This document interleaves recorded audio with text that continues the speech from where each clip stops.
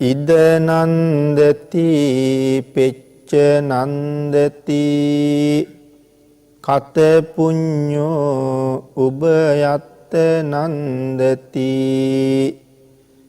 පුඤ්ඤං මේ කතන්ති නන්දති භීයෝ නන්දති සුග්ගතින් ගතෝති.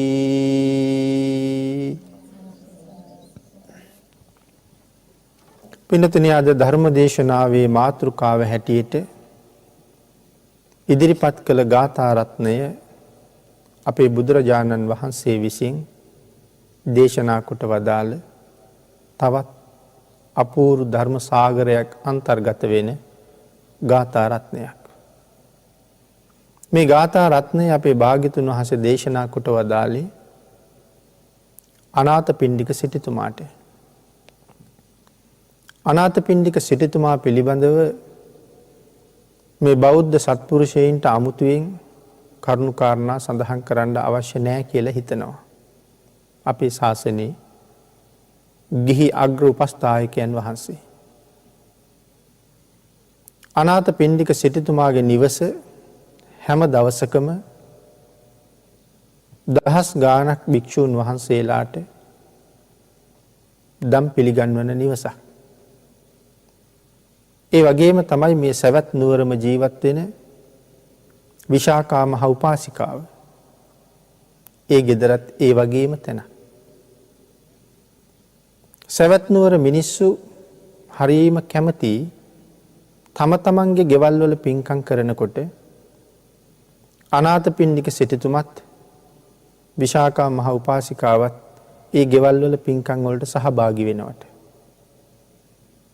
මේ දෙදෙනා පින්කම් වලට සහභාගී වෙනවා නම් ඒ පින්කම ඊටාම සාර්ථකයි උතුම් කියලා මිනිස්සු සලකන්න පුරුදු වෙලා තිබුණා. ඒ නිසා බොහෝ වෙලාවට සිටුතුමාටත් විශාකා මහ උපාසිකාවටත් තමන්ගේ ගෙවල් වල කෙරෙන පින්කම් වලට සම්බන්ධ වෙන්න ලැබිච්ච අවස්ථාව හුඟ අඩුයි. නමුත් අන්‍ය ගෙවල් වල දම් පිළිගන්වනකොට සිටුතුමා මේ මහ උපාසිකාව ඒ දානශාලාවේ ඉන්නවා දකින්නකොට මිනිස්සු සතුටු වෙනවා වගේම භික්ෂූන් වහන්සේලාත් කැමතියි. මොකද මනාව ඒ සංඝ උපස්ථාන කරන්න හොඳට අවබෝධයක් තිබුණා. ඒ අවබෝධයෙන් මේ උපස්ථාන කටයුතු කරන නිසා භික්ෂූන් වහන්සේලා හොඳට දානි වැළඳුවා. මොකද උන්වහන්සේලාට ඒකට අපහසුතාවයක් නැහැ. ඕනෑවට වඩා බෙදන්නෙත් නැහැ. ව්‍යංජන ಜಾති ගෙනහිල්ලා පාත්‍රා පුරවන්නෙත් නැහැ. බලඳන්න පුළුවන් ප්‍රමාණයේ බල අවශ්‍යතාවය හඳුනගෙන බොහෝම විමසිලිමත්ව තමයි දානශාලාවේ ඉන්නේ.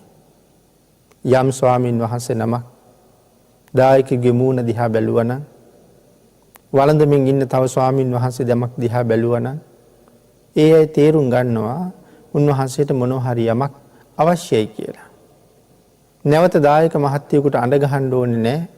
වහාම එතෙන්ට ගිහිල්ලා ස්වාමීනි කුමක් අවශ්‍යද කියලා විමසන්න දෙපාරක් හිතුවේ නැහැ. ඒ නිසා මේ සංඝ උපස්ථානයේ බොහෝම පිළිවෙලට සිද්ධ කරන නිසා සංඝයා වහන්සේලාට ඒක හරි පහසුයි. නමුත් මේ දෙදෙනාම කල්පනා කළා දැන් එතකොට අපේ ගෙවල් වල සංඝ උපස්ථාන කටයුතු වලට අපිට ඉන්න ලැබෙන අවස්ථාව බොහොම අඩුයි. නමුත් ඒ සඳහා කවුරු හරි සූදානම් කරලා තිබුණොත් හරි වටිනවා. විශාකා මහ උපාසිකාවට හිතෙනවා මගේ මිනිබිරිය ඒකට සූදානම් කරන්න හරි හොඳයි කියලා. ඒ නිසා සංඝ උපස්ථානයේ සංඝයා සමග කටයුතු කරන හැටි මනාව මිනිබිරියට ඉගැන්නුවා. පින්නතර මේ එක කාරණාවක් අරගෙන තවත් බොහෝ ඈතට සාකච්ඡා කරන්න පුළුවන්. මොන තරම් උතුම් කිරියම්ම කෙනෙක්ද තමන්ගේ මිනිබිරියට ඉගැන්වුවේ තුනුරුවන්ට උපස්ථාන කරන හැටි. ඒ කියන්නේ සංසාරයෙන් එතර යන්න පාරම තමයි පෙන්වුවේ. අනාථපිණ්ඩික සිටුතුමාටත් ඒ අවශ්‍යතාවය තිබුණා. සිටුතුමා ඒ නිසා තමන්ගේ ලොකු දුවට ඒ කාරණා ටික හොඳට ඉගැන්වුවා. මහා සුභද්‍රා. ඇය බොහෝම ශ්‍රද්ධාවෙන් ඒ කටයුතු කළා. මහා සුභද්‍රා කාලයක් සංඝ උපස්ථාන බොහෝම උනන්දුවෙන් කරගෙන හිටියා. බණත් ඇහුවා. මහා සුභද්‍රාව පස්සේ කාලෙක සෝවාන් තත්ත්වයට පත් වුණා. ඒ අති උතුම් වූ ආර්ය භාවයේ ලබලත් බොහොම හොඳින් කටයුතු කරමින් හිටපු ඇය නිසි වයසට එනකොට සිටුතුමා විසින් විවාහ කෙරෙව්වා.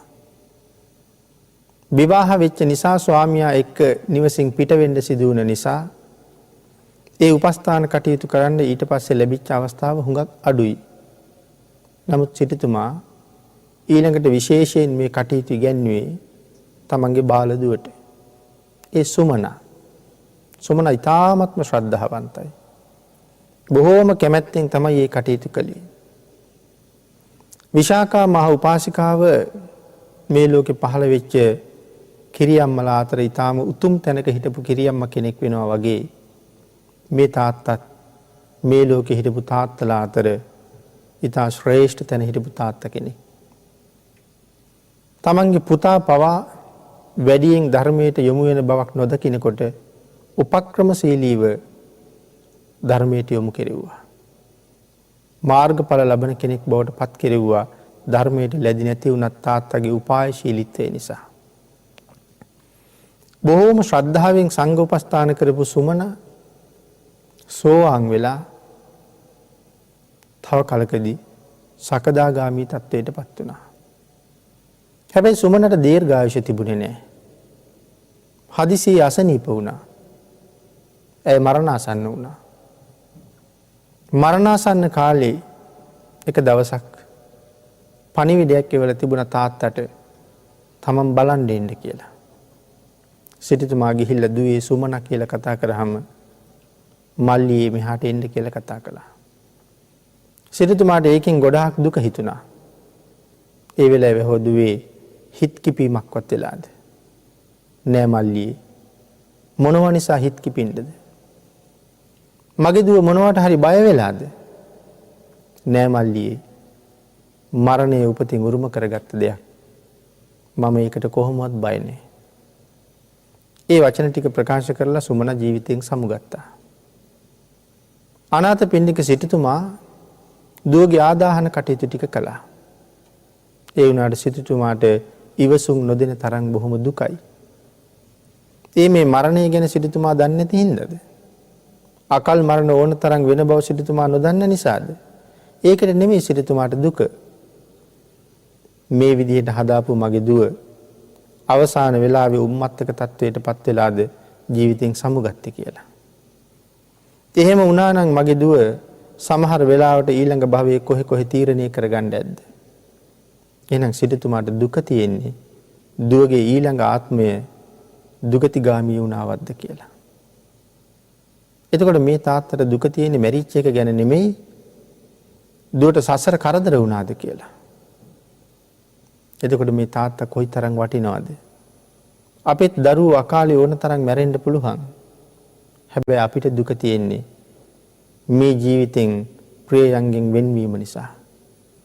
කොහෙ ගියාද මොනවා වුණාද මොන තත්ත්වයකට පත් වුණාද සසර බොහොම භයානකයි සතර අපායක වැටුණද එහෙම කල්පනාවක් නම් අපිට නැහැ. නමුත් මේ හුරතල් විදිහට හිටපු අය අපින් සමුගැනීමේ වේදනාව විතරයි අපිට තියෙන්නේ. මේ කාරණාවෙන් අපිට හොඳ පණිවිඩයක් කියනවා. අඬන්න ඕනේ මැරෙන හින්දා නෙමෙයි. මැරිලා කොහෙද යන්නේ කියන කාරණාව හිතලා. හැබැයි මැරිලා යන තැන සුවපත් කරවන්න මේ තාත්තා කටයුතු කරලා තිබුණා. එවන් මව්පියෝ දරුවන්ට හම්බ වෙන හැබෑම සත්පුරුෂ මව්පියෝ එවන් මව්පියෝ ලබන්නත් සසර වෙනම පින් කරලා තියෙන්න ඕනේ. බුදුරජාණන් වහන්සේ ගාවට ගියහම සිටුතුමාගේ ඇස් වලින් කඳුළු කඩා වැටෙනවා. කාරණාව කියහම බුදුරජාණන් වහන්සේ ඇහුවා ඇයි සිටුතුමනි ජීවිතයක අනිත්‍ය බව දැනගත්තේ නැද්ද මෙතෙක් කල් කියලා. බුදුරජාණන් වහන්සේටත් මතක් කළා ස්වාමීනි ඒක හින්දා අඬනව නෙමෙයි. මගේ දුව මෙන්න මේ විදිහට මට තුන් පාරක්ම මල්ලියේ කියලා කතා කරලා තමයි මැරුණේ.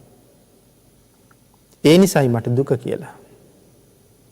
භාග්‍යතුන් වහන්සේ පැහැදිලි කළා මහසිටුතුමනි ඒකේ කිසිම වරදක් නැහැ. ඇයට හිත කිපීමක් වෙලා තිබුණේ නැහැ. ඇය මල්ලියේ කියලා ආමන්ත්‍රණය කළේ හැබැවින්ම ආධ්‍යාත්මික ජීවිතය තුළ ඇය ඔබට වඩා වැඩිමල් නිසා. මහසිරිතුමනි ඔබ සෝවාන් වෙලා. ඒ වුණාට සුමන හිටියේ සකදාගාමි වෙලා. ආන්ගේ මාර්ගඵල පිළිවෙලින් ඇය ඔබට මල්ලිය කියලා ආමන්ත්‍රණය කළේ. එහෙම කියහම නම් සිරිතුමාට ඇතිවෙච්ච සතුට දරා ගන්න බැරි තරම්. බුදුරජාණන් වහන්සේගෙන් අහනවා ස්වාමීනි මගේ දුව ඊට පස්සේ කොහේ ඉපදුනාද? බුදුරජාණන් වහන්සේ සඳහන් කළා ඊටාම උසස් දිව්‍ය තලයක පහළ වෙලා ඉන්නවා කියලා. ඕන් ඔය කාරණාව මුල් කරගෙන තමයි අපේ බුදුරජාණන් වහන්සේ මේ ගාථා රත්නය දේශනා කළේ. සිටුතුමාට. මහ සිටුතුමනි ඉද නන්දති පෙච්ච නන්දති කත පුඤ්ඤෝ උභයත්ත නන්දති. පුඤ්ඤං මේ කතන්ති නන්දති බිහියෝ නන්දති සුග්ගතින් ගතු. භාග්‍යවතුන් වහන්සේ සඳහන් කළා කලපින් ඇති අය මෙලවත් සතුටු වෙනවා පරලොවත් සතුටු වෙනවා. දෙලොවම සතුටු වෙනවා. පුඤ්ඤං මේ කතන්ති නන්දති බිහියෝ නන්දති සුග්ගතින් ගතු. ඒ කරගත්ත කුසල කර්මයන් නිසා සුගතියට ගිහිල්ලා තව බොහෝ සතුටු වෙනවා කියලා දේශනා කළා. වෙනතර මේ කාරණාව ටිකක් අපි සාකච්ඡා කළොත් මෙලව පින් කළාය බොහෝ පින් කළාය මෙලව සතුටු වෙනවා. මේ පින් කරනකොට හැම වෙලාවෙම මේ පුද්ගලයා තමන් කරපු පින්කම් අනුස්මරණය කරනවා. විවේකීව ඉන්න වෙලාවට කරපු පින්කම මුල ඉඳලා අග දක්වාම ආවර්ජනය කරනවා. ඒ තුළින් මහත් වූ සතුටක් ලබනවා. ඒක මේ පින වර්ධනය වෙන්න තව හේතුවක් බවට පත් වෙනවා. කරපු පින්කම් කල්පනා කරනවා. කරන්න තියෙන පින්කම් ගැනත් කල්පනා කරනවා. එහෙම කල්පනා කර කර සැලසුම් කර කර ඊ타ත්ම නිවැරදිව ඒ පින්කම කරන්න හැම වෙලාවෙම හිතනවා. නිරන්තරයෙන් Tamanට උදව් කරන අයත් එක්ක සාකච්ඡා කරනවා. තීරණ තීන්දුව ගන්නවා. ඒ වගේ අඩුපාඩු පස්සේ හිතනකොට ආයෙ දැනෙනවා. ආයෙ පිරිස එකතු කරගන්නවා. ආයෙ සාකච්ඡා කරනවා. පින්කමේදී අඩුපාඩු නැතුව සම්පූර්ණ කරන්න හරියට උත්සාහ දරුවා. හැම පින්කමක්ම සාර්ථක කරගන්න පිරිසත් සමග එකතු වෙලා සාකච්ඡා කරන එක හරි වටිනවා. ඉතින් එහෙම කරනවා බොහොම ශ්‍රද්ධාව තියෙන අය පින්කම නිවැරදිව කිසිම අඩුපාඩුවක් නැතුව සම්පූර්ණ කරගන්න උත්සාහ දරන අය. සිටුතුමත් ඒ විදිහට පින්කම් කර කර බොහොම සතුටු වෙච්ච කෙනෙක්. සිටුතුමාගේ දරුවොත් ඒ වගේ බොහෝ සතුටු වෙච්ච අය. ඊළඟට පින්නතනි සඳහන් කරන්න ඕනේ පින්කම් කරනකොට ලොකු වීරියක් තියෙන්න ඕනේ. ඒ වීරිය නැත්තම් කවදාවත් පින්කම සාර්ථක කරගන්න බැරුව යනවා. අප්‍රමාණ වීරියක් අවශ්‍යයි. මොනවා වුණත් මොන කරදරේ ආවත් කොයි අපහසුතාවයකටපත් වුණත් මම මේ පින්කම අත්හරින්නේ නැහැ කියලා හිතෙන්න ඕනේ. ආන් එහෙම වෙච්චාම තමයි පින්කමට යම් බාධාවක් එළඹෙනකොට දෙවියෝ පවා අපට උදව් කරන්න පටන් ගන්නෙ. එහෙම නැතුව අපි මහ පින්කම් කරනවා කියලා දෙවියෝ බලාගෙන ඉන්නවා මිසක් අමුතුවෙන් ඇවිල්ලා උදව් කරන්න එන්නේ නැහැ. ඒ උදව් කරන්නේ නැත්තේ සත්පුරුෂ බව නිසා. උන්වහන්සේලා උදව් කරාම අපට පින් සිද්ධ වෙන්නේ නැහනේ. ඒ හින්දා අපටම පින් කරගන්න ඉඩ අරිනවා. අපි වීරිය දිහා හැබැයි බලාගෙන ඉන්නවා. අපිත් කරදරයි එහෙම නැත්නම් වහිනවා. එහෙම නැත්නම් ආලෝකය නැහැ. එහෙම නැත්නම් සෙනග නැහැ. අපි ටික දිනකට ගිහිල්ලා මේ වැඩේ කරගන්න බෑ. එහෙම හිතලා පින්කම අත්හැරලා දානවා නම් උන්වහන්සේලා අපේ වීරිය නැති නිසා උන්වහන්සේලාත් ඒක හොඳටම අත්හැරලා දානවා. 1000කට කියලා තනියම වුණත් කවුරු නැතත් මම මේක කරනවා කියන වීරියට આવොත් මොනතරම් වැස්සත් මම මේක කරනවාමයි කියන වීරියට આવොත් කොයිතරම් අඳුරක් තිබුණත් පහන් දල්වගෙන හරි මම මගේ පින්කම කරනවා කියන වීරියට આવොත් එදාට මට කවුරුවත් නැත්තම් එදාට මේ සම්‍යක් දෘෂ්ටික දෙවියෝ උදව් කරන්න පටන් ගන්නවා. අපේ බුදුරජාණන් වහන්සේට තිබුණා සුප්පතිට්ඨිත පාද කියන ලක්ෂණය. මනාව මහ පොළොවේ පාතාලයේ පිහිටනවා. අපි එහෙම පිහිටන්නේ නැහනේ. අපේ පාසටහන වැල්ලක තියහම අපිට පේන්නේ මැදින් කොටසක් මහ පොළොවට හිටලා නැති බව. නමුත් භාග්‍යවතුන් වහන්සේගේ එහෙම නැහැ. මනාව පිහිටෙනවා. ආන්ගේ මනාව පිහිටීමේ ලක්ෂණය බුදුරජාණන් වහන්සේට ලැබෙන්නේ මේ පින්කම් කරනකොට මේ තරම්ම වීරියක් තිබුණ නිසා. මොකක්ද මේ වීරිය? කොයි පින්කම නමුත් අත්හැරියේ නෑ. බෝධිසත්ව ධර්ම සම්පූර්ණ කරන කාලේ අබුද්ධෝත්පාද කාලයක ඉපදිලා හැබැයි පස්සේ බුදුරජාණන් වහන්සේලා වැඩ හිටියා. එක පස්සේ බුදුරජාණන් වහන්සේ නමක් නිරෝධ සමාපත්තියට සමවැදිලා දවස් 7න් අවදි වෙලා. උන්වහන්සේට අද කවුරු හරි දාන වේලක් පූජා කළොත් උන්වහන්සේ තව බොහෝ කල ලෝක සත්වයාට අනුකම්පාවෙන් වැඩ ඉන්නවා. අද කොහෙන්වත් දාන වේලක් නොලැබුණොත් උන්වහන්සේ අද විශ්වයෙන් සමුගන්නවා. තමන් වහන්සේගේ මංගල්‍ය හොයාගෙන පිරිනිවන් පානවා. නමුත් උන්වහන්සේලා තව දවසක් හරි වැඩ ඉන්න එක ලෝකයට සැපයක්. ඒ නිසා තීරණය කළා පසේ භාග්‍යතුන් වහන්සේට මං අද දාන වේල පූජා කරන්න ඕනේ කියලා. බෝසතාණන් වහන්සේගේ ශ්‍රද්ධාව අපිට හිතා ගන්නවත් බැරි තැනක තියෙන්නේ. ඒ අපරිමිත ශ්‍රද්ධාවෙන් දාන ටික හදාගෙන පසේ බුදුරජාණන් වහන්සේ ඉන්න දිහාවට යනකොට මාරයා මේක නවත්තන්න කල්පනා කළා. දන් දෙන එක. විශාල ගිනි අඟුරු වලවල් මැව්වා පාරේ. ළඟට ගිහිල්ලා බලහම අඟුරු වලවල්. දැන් දානෙ දෙන්න යන්න හැටියක් නැහැ. නමුත් බෝසතාණන් වහන්සේ කල්පනා කරනවා කකුල් දැවිලා පිච්චිලා අලු වෙලා ගියත් කමක් නැහැ. දැවෙන කොටස කැඩි කැඩි අඟුරු වලට එකතු වුණත් කමක් නැහැ. මේ අඟුරු මතින් ගිහිල්ලා දානි ටික පූජා කරගත්තාම මට මොනවා වුණත් කමක් නැහැ. එහෙම හිතලා අර අඟුරු වලට බහිනවා. සඳහන් කරනවා ඒ ශ්‍රද්ධාව මේ දිලිසෙන ගිනි අඟුරු බෝසතාණන් වහන්සේගේ පිය සටහන් පිළිගන්නේ ඊටාම සිනිදු මල් පෙති වගේ. නමුත් මේකට බැහැ ගන්න බයනේ තියෙන්නේ. උන්වහන්සේ කල්පනා කළා නෑ මැරිලා පිච්චිලා ගියත් කමක් නෑ. පිච්චිලා මැරිලා ගියත් කමක් නෑ. මම දානි පූජා කරනවා. ආන් එහෙම මහ පුදුම වීරියක් තිබුණා. පින්කම් කරන්න. මේ එවන් ලක්ෂණ පිළිහිටන්න හේතු වෙච්ච එක කරුණු. මේ කාරණාව සඳහන් කරන්නේ අපේ රසවාහිනියේ. තවත් කාරණාවක් තියෙනවා අර ලේනික් මුහුද ඉහපු කතාව. 7 දවසක්ම මුහුද හිනවා පැටවු ටික බේර ගන්න. දවස් 7කින් සක් දිවිඳු වෙවිලා. අහනවා මොකද කරන්නේ? මගේ දරුවෝ ටික මුහුදට වැටිලා. බේර ගන්න. ඒ වෙලාවේ සඳහන් කළා ඔබ මහ මෝඩයි. මේ සාගරයේ ඉහින්න පුළුවන් ද ඔය වලිගෙ තෙම. ඒ වෙලාවේ සඳහන් කළේ ඔබ කවුද? මම ශක්‍ර දේවේන්ද්‍ර. ඔබ ශක්‍ර දේවේන්ද්‍ර නෙමේ කවුරු වුණත් ඔබ මහ කම්මැලි. ඔබත් එක්ක කතා කරන එක මට මගේ වැඩේට පරක්කුයි. ඒ හින්දා කරුණා කරලා මෙතනින් යන්න මට මගේ වැඩේ කරගන්න. ඒ තරම්ම වීරියක් තිබුණා. එහෙනම් පින්කම් කරන කාලෙත් ඔය තරම්ම වීරියෙන් කටයුතු කරපු නිසායි මේ උතුම් ලක්ෂණ ලැබුණේ. එහෙමනම් පින්නතුනේ පින්කල තැනැත්තා මෙලව සතුටු වෙනවා.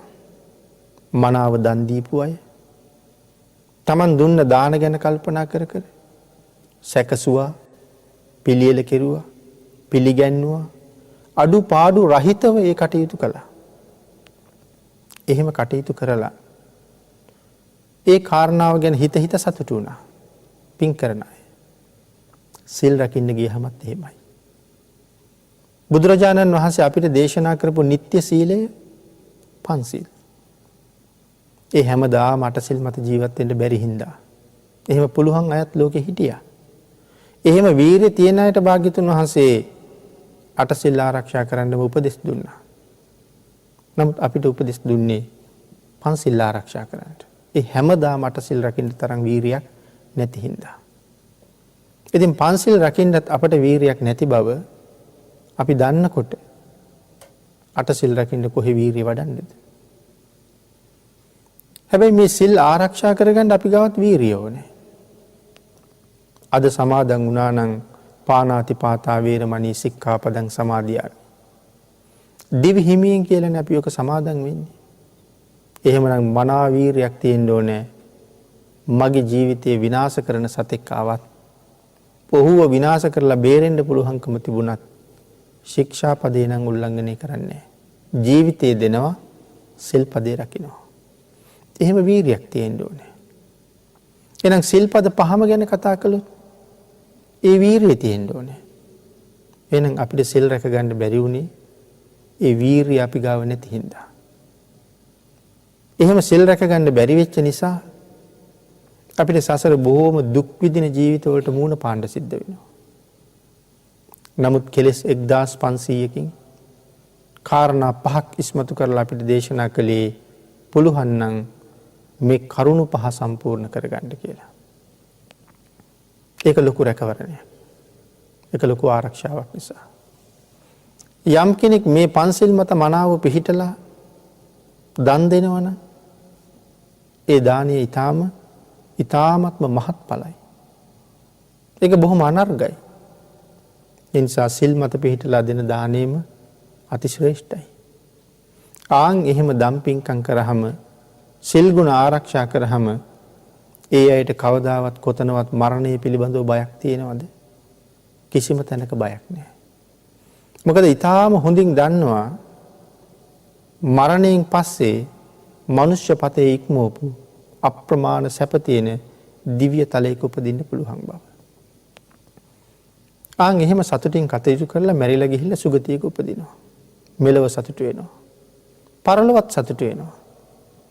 ඒකේ මරණයෙන් පස්සේ උපදින දිව්‍ය තලයක තවත් බොහෝසේ ගුණ ධර්ම දියුණු කරලා ධ්‍යාන අභිඥා ලබන තැනට එනකන් ආවනම් බඹ තලයක උපදිනවා. ඒ තැන්වල තියෙන සැප මනුස්ස ලෝකේ සැප එක්ක උපමා කරන්නවත් බෑ. උදාහරණයක්වත් නැහැ. ඒ තරම්ම සැපයි. සක්‍ර සම්පත්තිය සක්විති රජකමට වඩා කොච්චර උතුම්ද? චාතුම් මහරජකේ උපදින එක සක්විති රජකමට වඩා කොච්චර උතුම්ද? ගෘහපති මහාසාර කුල, බ්‍රාහ්මණ මහාසාර කුල, ශාස්ත්‍රීය මහාසාර කුල ඒ පිළිබඳව අපේ ධර්මයේ සඳහන් කරලා තියෙනවා. ඒ මහාසාර කුල පිළිබඳව සඳහන් කරනකොට මේ ගෘහපති මහාසාර කුලයේ පිළිබඳව සඳහන් කරලා තියෙනවා මෙහිම. එතන සඳහන් කරනවා 40 කෝටියක් ධනෙ නිදන් කරලා තියලා තියෙනවා. 40 කෝටියක් නිදන් කරලා තියලා තියෙනවා. ඒ විතරක් නෙමෙයි දවසක වියදම සඳහා කහවණු දස අමුණක් යොදනවා කියලා. දවසක වියදමට කහවණු අමුණු 10ක් යොදනවා. එතකොට මේ ජීවිතේ මොනවද අඩු ඇත්තේ? අමුණු 10ක් කහවණු වියදම් කරා. කොයි පැත්ත අඩු වෙලාද? ඒ තරම්ම පරිපූර්ණයි ජීවිතේ. අඩුවක් පාඩුවක් කොහෙන්වත් නැහැ. ඊළඟට සඳහන් කරනවා දවසක් ගානේ කහවණු 10 අමුණක් ලැබෙනවා කියලා. කහවණු 10 අමුණක් වියදම් කරනවා හැමදාම 10 අමුණක් ලැබෙනවා. ඒ තමයි ගෘහපති මහාසාර කුලය. ඊළඟට සඳහන් කළා බ්‍රාහ්මණ මහාසාර කුලයේ 80 කෝටියක් ධනෙ තැන්පත් කරලා තියෙනවා. දස අමුණක් වේදම් කරනවා 20 අමුණක් ලැබෙනවා. බ්‍රාහ්මණ මහාසාර කුලයේ. ඊළඟට පින්නතුනි සඳහන් කරනවා ශාස්ත්‍රීය මහාසාර කුලයේ පිළිබඳව 100 කෝටියක් ධනෙ නිදහම් කරලා තියෙනවා. 20 අමුණක් වේදම් කරනවා 40 අමුණක් ලැබෙනවා කියලා. මේ මනුස්ස ලෝකේ විඳින සැප මේ සැපවලට වඩා ඊටාම උසස් සැපයක් තමයි දිව්‍ය තලයක තියෙන්නේ. මේ සැප සියල්ලම ඉක්මවනවා. එහෙමනම් මෙලව පින් කරපු අය මෙලවින් සමුගන එවන් දිව්‍ය තලවල ඉපදිලා තවත් බොහෝ සැප සම්පත් විඳිනවා. මනුස්ස ලෝකේ ඉපදුනොත් මේ වාගේ සැප සම්පත් ලැබෙනවා. සක්විති රජකම ලැබෙනවා. ප්‍රදේශ රාජ සම්පත් ලැබෙනවා. ධන ධාන්‍ය ආදීන් ආඩ්‍යයි. අනුන්ට අතබාන ස්වභාවයක් ඇත්තෙම නැහැ. සසර බොහෝ පින් කරපු අය මනුස්ස ලෝකවල ඉපදිලා ඉන්නවා ඕන තරම්. සමහර කෙනෙක් වෙහෙසිලා මහන්සි වෙලා ධනය හම්බ කරලා එකතු කරලා ලක්ෂපතියන් වුණා. තව පිරිසක් කෝටිපති වුණා. දවසකට ලක්ෂ ගණන් ගලාගෙන එන කර්මාන්ත ශාලා තියෙනවා. ඒ අයටත් දරුවෝ ඉන්නවා. අම්මා තාත්තා හරියට වෙහෙසිලා මහන්සි වෙලා කර්මාන්ත ආරම්භ කරලා ධනය හොයනවා. අර දරුවන්ට ඉපදිච්ච දවසේ ඉඳලා ඒ ධනස්කන්ධය පරිහරණය කරන්න වාසනාව තියෙනවා. එහෙනම් ධනය උපයපු මව්පියන්ට වඩා සසර මහා කුසල් රැස් කරලා තියෙනවා. ඒ නිසා මෙලොව ආපහු සතුටු වෙනවා. ගිය භවයෙන් මැරුණාම මේ භවයේ පරලොවක් වෙනවනේ.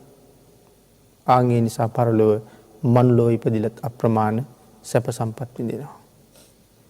හැබැයි එහෙම සැප වින්දත් සත්පුරුෂයෝ මුණ නොගැහුණා නම් ඒ අය ධන සම්පත් වලින් සැප විඳිනවා මිසක් තිසරණ පන්සිල් කුසල් රැස් කිරීම නම් නැහැ. මිත්‍යා දෘෂ්ටික කුලවල ඉපදිලා කොයි තරම් ධනවත්ව සැප විඳිනවද? නමුත් මරණින් පස්සේ උරුම වෙන්නේ නිරය. පෙර පින් කරපු නිසායි මේ සැප විඳින්නේ. නමුත් මේ ශරීරේ සත්පුරුෂ නැහැ. සම්මා දිට්ඨික නැහැ. සත්පුරුෂයෝ මුණ ගැහිලා නැහැ. සම්මා දිට්ඨික අවවාද අනුශාසනා ලැබිලා නැහැ. නිර්මල පර්යාප්තිය අහන්න ලැබිලා නැහැ.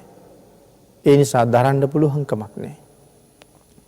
එහෙම අවස්ථාත් අපි මේ ලෝකේ ඕන තරම් දකිනවා. නමුත් පෙර කරපු පින් මේ බොහොම භුක්ති විඳිනවා. ඉද නන්දති පෙච්ච නන්දති කත පුඤ්ඤෝ උභයත්ත නන්දති. මෙන්න මෙහෙම පින් කරගත් අය මෙලවත් බොහෝසේ සතුටු වෙලා පරලොවත් සතුටු වෙනවා. ඊළඟට සඳහන් කළේ එලව මෙලව දෙකම සතුටු වෙන අය සුගතිගාමී වෙලා තවත් සතුටු වෙනවා කියලා. එහෙනම් සුගතිගාමී වෙනවා කියන කාරණාව අපි මුලින් සිහිපත් කරන්න තියෙනවා මේ දිව්‍ය ලෝකවල තියෙන සැප කොච්චරද කියලා. මනුස්ස ලෝකෙට වඩා හුඟක් උතුම් කියලා සඳහන් කරාම සක්විති රජුරවන්ටත් වඩා උතුම් කියලා සිහිපත් කළානේ. සක්විති රාජ සම්පත්තිය කියලා කියන්නේ සතර මහා දිවයිනටත් ඒ වටා තියෙන 2000ක් කොදෙව් දූපත් වලටත් අධිපතිත්වයේ දරන නිසා. සියලුම රාජ්‍යයන් සක්විති රජුරවන්ට යටත්. හැම රජෙක්ම ප්‍රදේශ රජවරු තමන්ගේ රාජ්‍ය යුද්ධයක් නැතුවම සක්විති රජුරවන්ට පූජා කළා. පූජා කළාට පිළිගත්තේ නැහැ. ආපහු ඒ රජවරුන්ටම රාජ්‍ය පැවරුවා. රාජ්‍ය පවරලා නීති පහක් පනවලා යනවා. මේ නීති පහ යටතේ ඔබ ඔබේ රාජ්‍ය පාලනය කරන්න. මොකද්ද නීති පහ? පන්සිල් රකින්න. රජකම ඔබම බාර ගන්න. පන්සිල් මත පිහිටලා කටයුතු කරන්න. එතකොට රජුරවන්ට හැමෝම යටත් නිසා මුළු රටම පන්සිල් සුරකින්න පිරිසක් බවට පත් වෙනවා. ඒ කාලේ මනුස්ස ලෝකෙත් හරියට දිව්‍ය පුරයක් වගේ. බොහොම සිල්වත් ගුණවත් අය.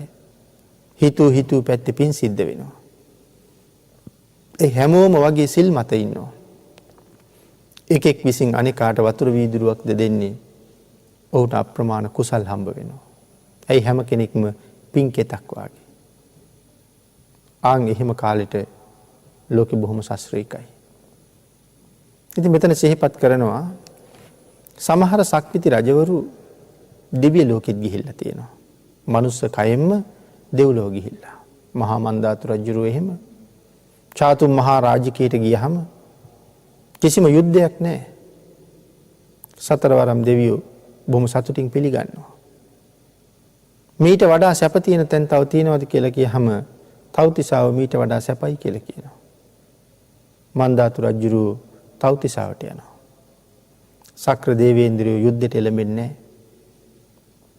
කතා කරගෙන දිව්‍ය ලෝකෙන් භාගයක් බාර දෙනවා. මහරජා ඔබ මේ ප්‍රදේශයේ පාලනය කරන්න භාගයක් පවරනවා. මහා මන්දාතු සක්විති රජුරෝ කොච්චර කාලයක් තව්තිසාව පාලනය කරා කියලා සඳහන් කරනවද? තව්තිසාවේ ආයුෂ අවුරුදු 3,60,00,000ක්. සක්‍ර දේවේන්ද්‍රවරු 36 දෙනෙක් ජීවිතෙන් සමුගන්නකම් මන්දාතු රජුරෝ එහි රාජ්‍ය කරනවා.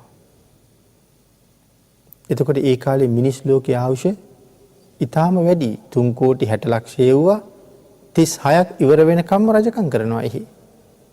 ඒ කියන්නේ දිව්‍ය ලෝකෙට වඩා මනුස්ස ලෝකයේ ආයුෂ වැඩි කාලේ. එහෙම සක්විති සම්පත්තිය එහෙමත් තිබිලා තියෙනවා. හැබැයි ඊට වඩා දිව්‍ය සම්පත්තිය උතුම්. දෙවියෝ මිනිස්සුන්ට වඩා අඩුපාඩුකම් පහළ තැනක් තියෙනවා නම් දිව්‍ය ලෝකේ උපසම්පදා වෙන්න බෑ. දිව්‍ය ලෝකේ සාමණේර සිල් නැහැ. මිනිස්සුන්ට දෙවියන්ට වඩා සිල් ගුණ පුරන්න පුළුවන් බව ධර්මයේ සඳහන් කරනවා. ඒ නිසා ඊට වඩා මනුස්ස ලෝකේ බොහොම උතුම් වෙන තැන් තියෙනවා.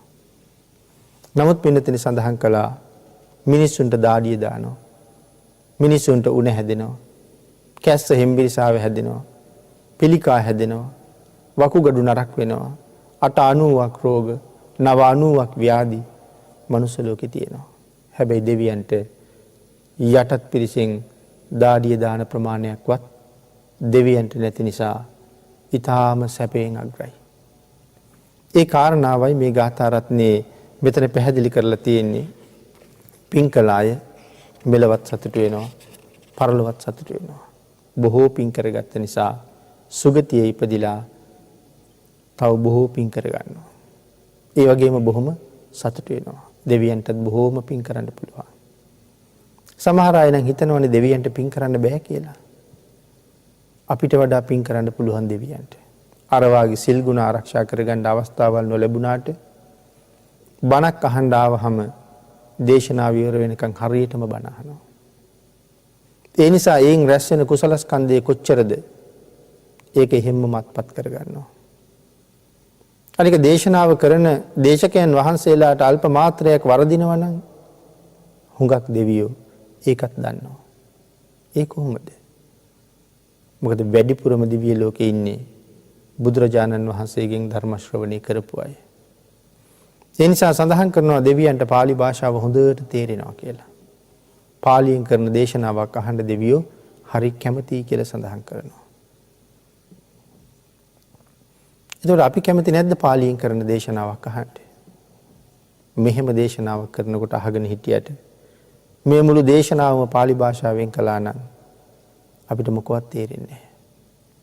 ආන්ගේ නොතේරෙන නිසා කම්මැලිකම ඇවිල්ලා අපි හැමෝම නිදිබර ගතියට වැටෙනවා. ඒ තේරෙන්නේ නැහැ නේ මොකවත්. බුදුරජාණන් වහන්සේ දේශනා කළේ නම් ධර්මයේ ඉගෙන ගන්නකොට මූලික පියවරවල් ටික පාලියෙන් කරන්නමයි. සුතා, දතා, වචසා පරිචිතා. මේවා පාලියෙන්ම කෙරෙන්න ඕනේ. හතරවෙනි පියවරේදී තමන්ගේ භාෂාවට පරිවර්තනය කරගන්න පුළුවන්. නමුත් අද එහෙම කරන්න තරම් අපිට ලොකු දැනුමක්, ලොකු පාලි දැනුමක් නැති නිසා මෙහෙම හරි දේශනාවක් අහලා චිත්ත ප්‍රසාදය ඇති කරගෙන නැවත නැවත බොහෝ කුසල් රැස් කරගන්න කෙනෙක් එළඹෙනවා නම් ඒකත් ලොකු යහපතක්. ඒකට භාග්‍යතුන් වහන්සේගෙන් අවසරයක් තියෙනවා. ආන් ඒ හින්දායි මෙහෙම දේශනාවල් කරන්න පුළුවන් වෙන්නේ. කෙසේ වෙතත් මම සඳහන් කළා දෙවියෝ බොහෝම පින් වලට කැමතියි කියලා. අනිත් එක තමයි පිනක වැදගත්කම දෙවියෝ ගොඩාක් දන්නවා. චූටි පිනක් නමුත් අනුමෝදන් වෙන්න එනවා. සක්‍ර දේවේන්ද්‍රයන් වහන්සේ ධර්ම දානයාගේ ආනිසංස විමසුවහම බුදුරජාණන් වහන්සේගෙන් බැගෑපත් ඉල්ලීමක් කළා. අනේ ස්වාමීනි, භික්ෂූන් වහන්සේලාට අනුදැන වදාරන්න. දානෙ ගෙදරක දානෙ වළඳලා ඉවර වෙලා කරන කෙටි අනුශාසනාව නිමා කරලත් දෙවියන්ට පින් දෙන්න අමතක කරන්න එපා කියන්නේ. ඒ පුංචි පිනත් අපිට වටිනවා. දෙවියෝ එහෙම කියන්නේ පිනේ වටිනාකම හුඟක් දන්න නිසා. හැබැයි මනුස්ස ලෝකේ ඉපදිලා බොහෝ පින් කරන්න පුළුවන් අවස්ථාවල් ලැබිලා තිබුණට අපි පින් වල වටිනාකම් එච්චර දන්නේ නැහැ. ඒ හින්දා අපි පින් වලට යෙදෙන ප්‍රමාණය හරි අඩුයි. පින්කමක් ගාවට ගියත් සමහර අය පින්කමට යෙදෙන්නේ නැහැ. පන්සලක ගිහිල්ලා ඇවිද ඉන්නවා. ඉදලක් කොස්සක් අරගෙන අමදිනවා කියන කාරණාවට යෙදෙන්නේ නැහැ. මල්ලාසනයක් පිරිසිදු කරන්නේ නැහැ. හැබැයි මේ අප්‍රමාණ කුසල් වැඩෙන තැන්. මිලිඳු නාගසේන කතාව අපේ අය හැමෝම දන්නවා. මේ තරම් මහා ප්‍රඥාව ලැබුවේ බෝමලුව ඇමදලා බවනේ ධර්මයේ සඳහන් කරන්නේ. ලොකු හාමුදුරුවෝ මිදුල ඇමදලා බෝමළුවේ තියෙන කොළ ටික අරන් විසි කරන්න කිව්වා. දෙතුන් වතාවක් කීවට ගණන් ගත්තේ නැහැ. ඊළඟ පාර ඉදල් මිටෙන් පාරක් ගැහුවා. අඬ අඬ කොළ ටිකත් අරගෙන ගඟ ගාවට ගියා. කට ගාවට ගඟ පිරීලා. යන්තම් සූර්යයා පායන වෙලාව මේ කොළ ටික විසි කරලා අඬ අඬාම ප්‍රාර්ථනාවක් කළා. මේ ගඟ පිරී පවතිනවා වගේ බෝමළුවේ කොළ ටික විසි කරපු පිනෙන් මට ප්‍රඥාව ලැබෙන්න ඕනේ. මේ ගඟේ රැලි නැගෙනවා වගේ ඒ ප්‍රඥාවෙන් අන්න අයත් එක වාද කරලා වුන් පරද්දන්න මගේ ප්‍රඥාව නැමැති සිතේ වාද නැමැති රැලි උපදින්න ඕනේ. සූර්යයා යන්තම් ලෝකෙට හිරු කිරණ විහිදෙන වෙලාව. මේ සූර්යයා මොනතරම් ප්‍රතාපවත්ද? මගේ තේජස ඒ තරම් ලෝකෙ පුරා පැතිරෙන්න ඕනේ. ඒ ප්‍රාර්ථනාව කරනවා ලොකු හාමුදුරුවෝ අහගෙන හිටියා. ලොකු හාමුදුරුවෝ කල්පනා කළා කවදා හරි දවසක මේ ප්‍රාර්ථනාව ලෝකෙට ලොකු කරදරයක් වෙයි කියලා. උන්වහන්සේ කල්පනා කළා ඔහු ප්‍රාර්ථනා කළේ රොඩු විසි කරලා. ඔහුට විසි කරන්න රොඩු එකතු කෙරුවේ මම. ලොකු වැඩේ කරලා තියෙන උන්වහන්සේනේ. උන්වහන්සේත් ප්‍රාර්ථනාවක් කළා.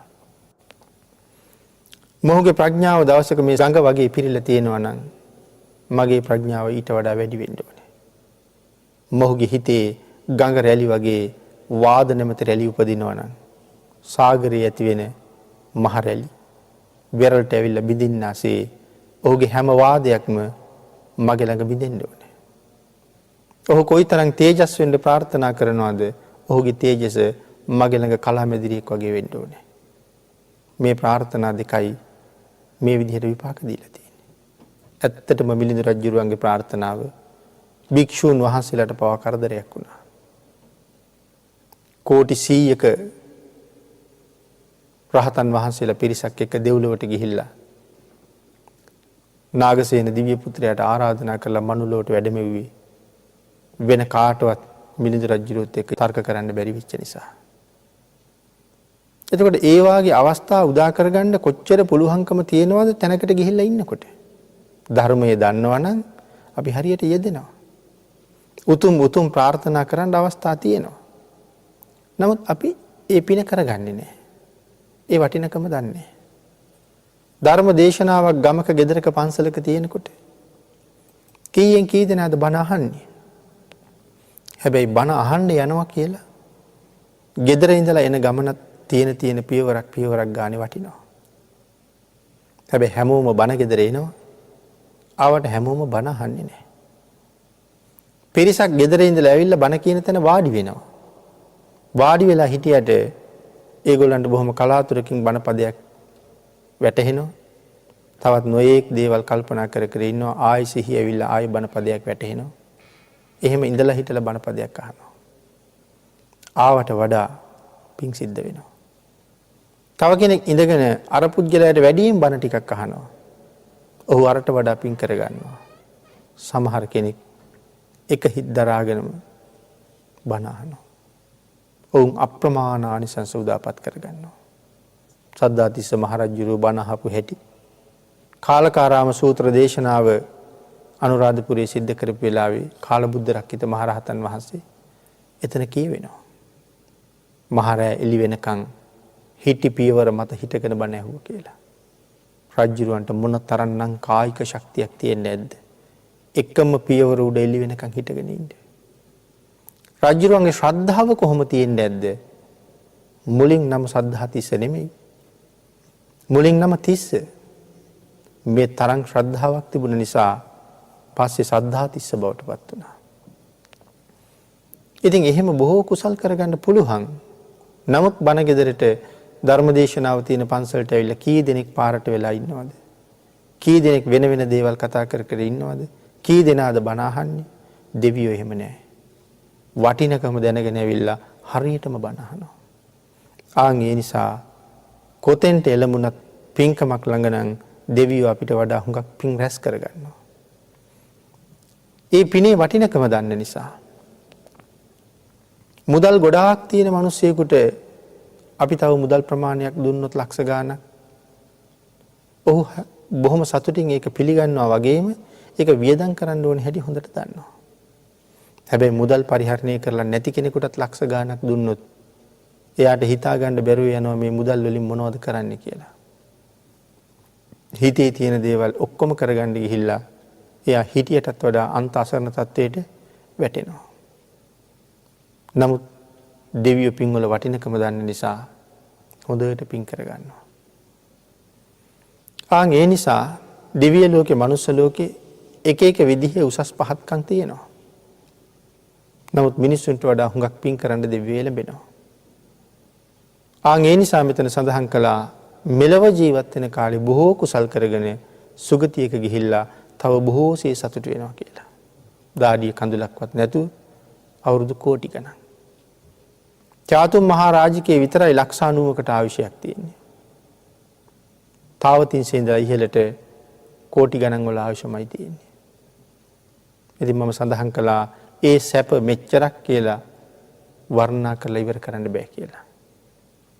සක්විති රජකම පුංචි ගල් කැටයක් වගේ. දෙවියන්ගේ දිව්‍ය සම්පත්තිය හිමාල පර්වතයට වඩා ලොකුයි. එහෙනම් මෙලව පින් කරලා ගිහිල්ලා සතුටු වෙන්න තියෙන තැන්. ධර්ම දේශනාවට තියෙන කාලයත් නිමා වෙලා නිසා අපි භාග්‍යතුන් වහන්සේ මේ කරුණු දක්වලා අනාථපිණ්ඩික සිටුතුමාට කරුණු පැහැදිලි කරාම පිනක මහිම දුව කරගත්ත කුසල් ප්‍රමාණය දැන් ඉපදිලා ඉන්න තැන භුක්ති විඳින ආයු ප්‍රමාණය පහළ වෙලා තියෙන දිව්‍ය විමානවල හැටි පරිවාර දෙවියන්ගේ ස්වභාවය තමන්ගේ සිඟිති දියණියගේ නැත්නම් බාල දියණියගේ සුගති ගමනේ තියෙන ශ්‍රේෂ්ඨත්වය ගැන හිතලා මේ තාත්තා ගොඩාක් සතුටු වුණා. එහෙම සතුටු වෙන තැනට අපිටත් යන්නයි මේ වාගේ අනුශාසනාවල් කරලා තියෙන්නේ. එනම් භාග්‍යතුන් වහන්සේ ලෝකේ පහළ වුණා. නිර්මල ශ්‍රී සද්ධර්මයේ දේශනා කළා. තාම ජීවමානව ධර්ම රත්නේ වැඩ ඉන්නවා. ඒන් ප්‍රයෝජන අරගෙන ලැබිච්ච ජීවිතෙන් ප්‍රයෝජනයක් අරගෙන දුගතියට පිටුපාලා සුගතියෙහි පිහිටන්ඩ මේ රැස් කරගත්ත පුණ්‍ය ධර්මයනුත් මේ ජීවිතයේ පවතින තුරු තවත් බොහෝ කුසල ධර්මයන් සිද්ධ කරගන්නත් ඔබ සියලු දෙනාට රත්නත්‍රයේ ආශිර්වාදයත් මේ කුසල ශක්තියත් අඩු නැතුව හේතු වාසනා වේවා කියලා ප්‍රාර්ථනා කරනවා.